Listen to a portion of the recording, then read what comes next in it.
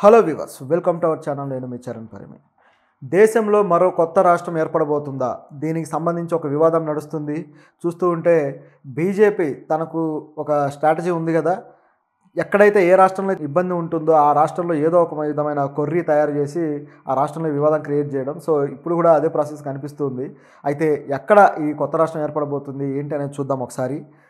ముఖ్యంగా మన దేశంలో గత లాస్ట్ టైం ఒక రాష్ట్రాలు విడిపోయింది అంటే మన ఏపీ మాత్రమే. ఏపీ, తెలంగాణ 2014లో వీటి విభజన జరిగింది. ఇంకా తర్వాత మరే రాష్ట్రాలు కూడా ఆ విధంగా విడిపోలేదు. అంతకు ముందే చూసుకుంటే జార్ఖండ్ బీహార్ నుంచి విడిపోవడం కావచ్చు, అలాగే ఉత్తరాఖండ్, తర్వాత ఛత్తీస్గఢ్, ఇట్లా అన్నీ విడిపోవడం ఇదంతా మనం చూసాం. సో ఇట్లా కొన్ని రాష్ట్రాలు అవి పరిపాలనా సౌలభ్యం కోసము అక్కడ అభివృద్ధి లేదు కాబట్టి ఆ విధంగా విడిపోయి మొత్తానికి ఆ రాష్ట్ర ప్రజల డిమాండ్ మేరకి ఆ విధంగా విడిపోయిన పరిస్థితి ఉంది.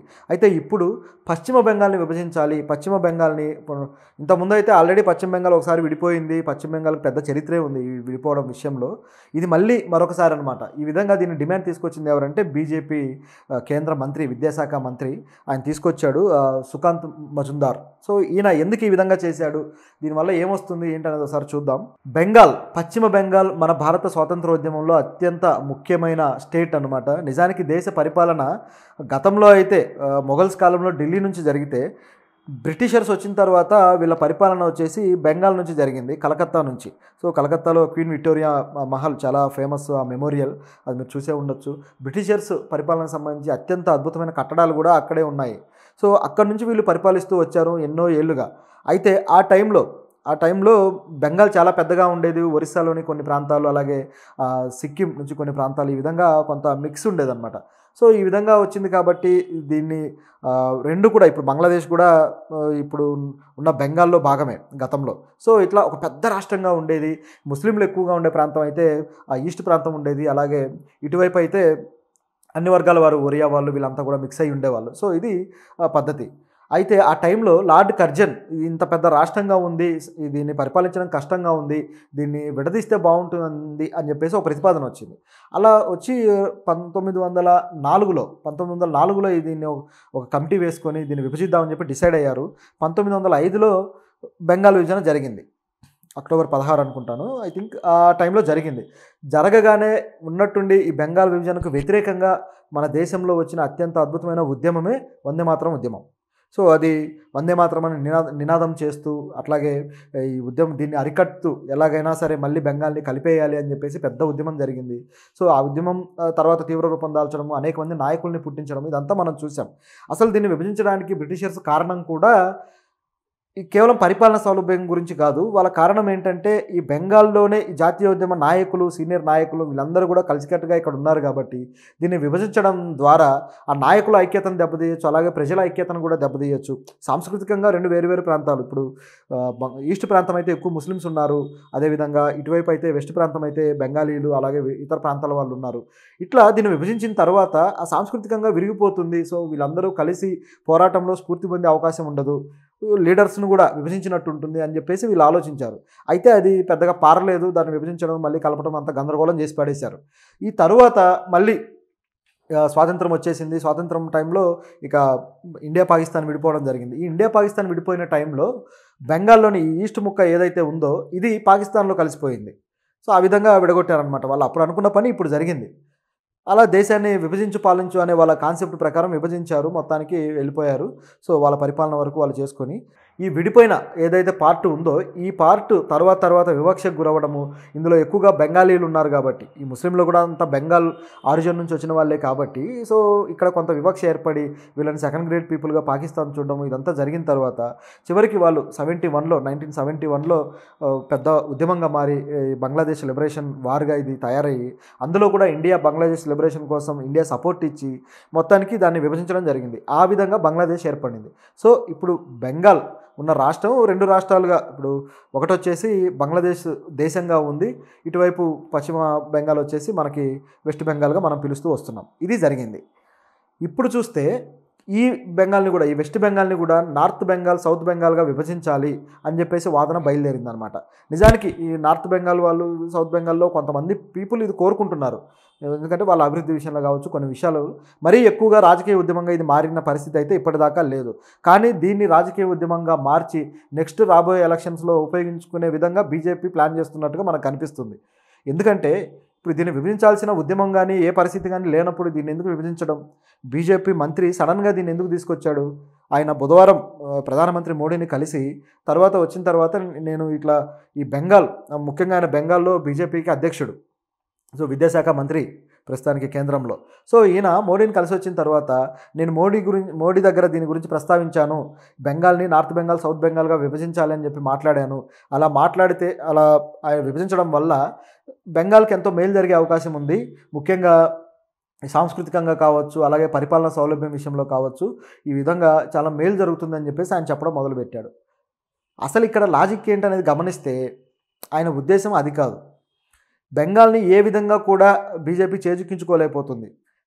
గతంలో చూసుకుంటే సిపిఐ పార్టీ బలంగా ఉండేది. కమ్యూనిస్టు పార్టీలు రాజ్యం చేసిన తర్వాత చివరికి తృణమూల్ కాంగ్రెస్ అధికారం చేజిక్కించుకున్నాక గత 2 టర్మ్స్లో కూడా మొత్తం వీళ్ళే పరిపాలిస్తూ వచ్చారు. తృణమూల్ కాంగ్రెస్ మమతా బెనర్జీని ఏ విధంగానూ ఢీకొట్టే పరిస్థితి లేకుండా పోయింది.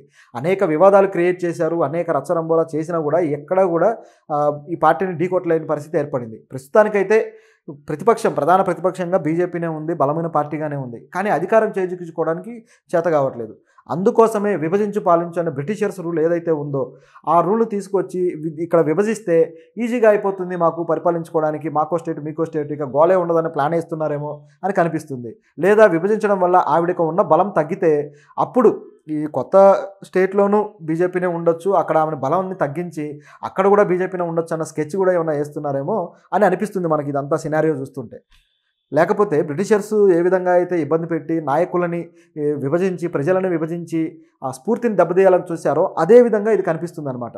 అంత అవసరమా అని చెప్పేసి ఇప్పుడు టీఎంసీ నాయకులు కూడా మీరు ఎందుకు ఈ విధంగా చేస్తున్నారు, ఇక్కడ ఆ డిమాండే లేదు కదా అని చెప్పేసి విమర్శిస్తూ వస్తున్నారనమాట. వాళ్ళ విమర్శల్లో కూడా న్యాయం ఉంది, లాజిక్ ఉంది. మరి బీజేపీ ఇది చేస్తుందా, విభజిస్తుందా అంటే అవకాశం కూడా లేకపోలేదు. బీజేపీ తలుచుకుంటే పార్టీలనే విభజించారు, శివసేనను విభజించారు, ఈ విధంగా అనేక పార్టీలని వాళ్ళలో విలీనం చేసుకున్నారు, అనేక ప్రభుత్వాలను ఈ విధంగా కూల్చిన పరిస్థితి ఉంది. సో ఇంత గందరగోళం చేయగలిగిన వీళ్ళు ఇక్కడ ఈ విధంగా చేయలేరు అని అనుకోవడానికి కూడా లేదు, అవకాశం కూడా ఉంది. మరి ఇప్పుడు తృణమూల్ కాంగ్రెస్ ఏం స్టెప్ తీసుకుంటుంది, ఏ విధంగా దీన్ని ఇది చేస్తుంది అనేది కూడా గమనించాలి. ఒకవేళ ఈ వాదన కానీ కాస్త ముదిరిందంటే, ఇప్పుడున్న ఈ విభజించాలి అన్న వాదన ముదిరితే ఇది ప్రజల్లోకి చాలా స్ట్రాంగ్గా వెళ్ళే అవకాశం ఉంది.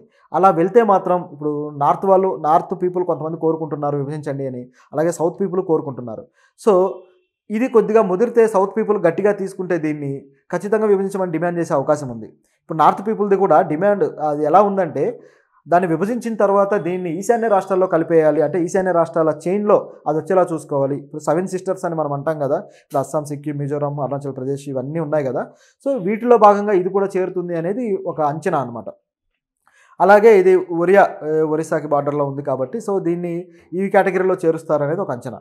ఈ విధంగా చేసే అవకాశం అయితే వీళ్ళు డిమాండ్ చేస్తున్నారు. కానీ ఇక్కడ ప్రజలు దీన్ని సీరియస్గా తీసుకునే స్కోప్ అయితే చాలా కనిపిస్తుంది. తీసుకుంటే మాత్రం ఇక ఖచ్చితంగా పెద్ద వివాదంగా మారి ఇది తృణమూల్ కాంగ్రెస్కు దెబ్బగా తగిలే అవకాశం ఉంది. వీళ్ళు విభజన చేయకపోయినా సరే తృణమూల్ కాంగ్రెస్ దీన్ని వ్యతిరేకిస్తూ వస్తుంది కాబట్టి రాజకీయంగా ఇక్కడ ప్రజల డిమాండ్ని వ్యతిరేకించడం అవుతుంది. సో ఆ విధంగా తృణమూల్ కాంగ్రెస్కి ఓట్లు తగ్గి మొత్తానికి వీళ్ళు పడిపోయి తిరిగి బీజేపీకి ఇదే ప్లస్ పాయింట్ అయ్యి అధికారంలోకి వచ్చే అవకాశం అయితే లేకపోలేదు.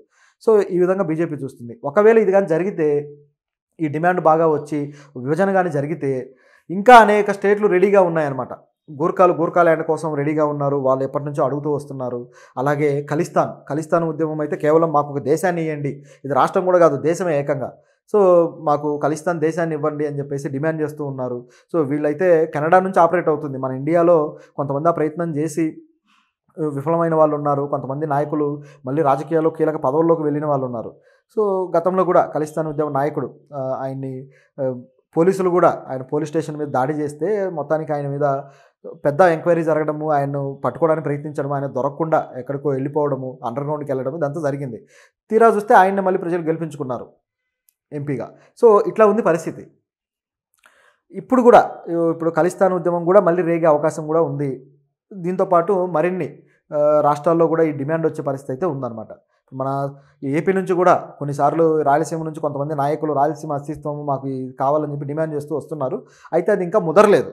అది ముదరక ముందే ఇప్పుడు ఒకవేళ ఇది కానీ వచ్చిందంటే మళ్ళీ అక్కడ కూడా రేగే అవకాశం ఉంది. కానీ ఈలోపే ఏపీలో ఆ డెవలప్మెంట్ రాయలసీమ ప్రాంతంలో డెవలప్మెంట్కి ఏదైనా ప్లాన్ చేస్తే అక్కడ కూడా ఆ వాదన రాకుండా ఉంటుంది. ఏదైనా డెవలప్మెంటే ప్రజల్ని ఐక్యంగా ఉంచేది, డెవలప్మెంటే ప్రజలకి ఈ విభజన లేకుండా చేసేది. అది చేయకుండా ఉంటే ఖచ్చితంగా ఇలాంటి వాదాలు రాక తప్పదు, విభజన జరగక తప్పదు. మరి ఇప్పుడు తృణమూల్ కాంగ్రెస్ ఒక రకంగా రాజకీయ పరంగా కాస్త ఇబ్బందిలో ఇరుక్కున్నట్టే కనిపిస్తుంది. మరి ఈ ఇబ్బందిని వాళ్ళు ఏ విధంగా ఛేదిస్తారో చూడాలి.